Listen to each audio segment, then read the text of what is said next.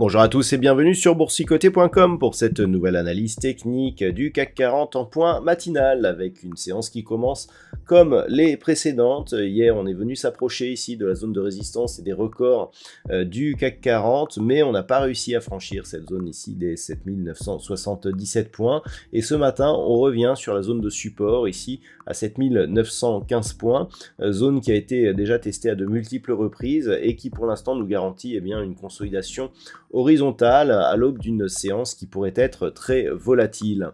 Au niveau des indicateurs techniques, on a toujours une petite hausse qui est pressentie sur les histogrammes du MACD, mais rien de très dynamique. Le RSI est quant à lui totalement neutralisé. On l'a vu, les volumes baissent sur cette phase horizontale, donc on est vraiment dans une phase de consolidation horizontale que l'on pourrait même qualifier de zone d'attente. Au niveau des valeurs de l'indice, alors on trouve des variations assez importantes, notamment à la baisse, on va le voir. À la hausse, c'est relativement sage. Unibail Rodamco Westfield gagne 1,05%, suivi de Crédit Agricole, plus 0,94. Derrière, Capgemini, Engie ou Société Générale sont sur des hausses légèrement inférieures. Et puis du côté des baisses, le gadin du jour, c'est Téléperformance qui approche les 20% de gains, de perte au moment de cette analyse.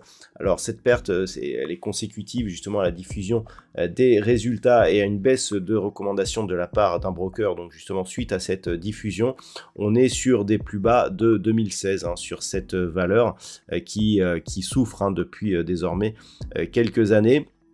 Donc c'est quasiment moins 20%. On est suivi par Kering qui perd juste 1,80%, Michelin, Pernod Ricard moins 1,5% et puis derrière Carrefour donc sur une perte nettement inférieure. Donc par rapport à cela, on le voit, pas de grosses variations, on perd 0,2% au moment de cette analyse, et ce que l'on attend bien entendu, c'est ce qui va être dit au niveau de la Banque Centrale Européenne par rapport justement à une possible baisse des taux. Pour l'instant, en tout cas, on est dans une zone d'attente. Il faut savoir que le CAC 40 sur, je dirais, la vue daily, sous-performe légèrement les autres indices, qu'ils soient européens ou américains. Si l'ouverture venait à se confirmer donc sur une prochaine possible baisse des taux du côté de l'Europe, on pourra avoir un effet de rattrapage qui pourrait se caractériser donc par une rupture de cette zone des 7975 points et une poursuite bien au-delà des 8000 points. Par contre, un mouvement de consolidation pourrait se signaler sur une cassure donc de cette zone des 7915 points. Pourquoi? Parce que tout simplement le support oblique qui définit le trend actuel est très très proche et en cas de cassure ici des 7915, on serait directement sur un test de cette zone qui en cas de rupture nous empêcherait de confirmer la poursuite par l'inscription de troisième point significatif ici, le 13e point bas. Donc clairement on serait sur une phase de consolidation, notamment si les cours venaient à casser ici cette zone des 7855 points, puisqu'il y aurait tentative de comblement du gap que nous avons ici, qui s'est ouvert le 22 février, et donc clairement, c'était un gap de continuité, on invaliderait donc un signal de poursuite haussière par une phase de consolidation un peu plus marquée.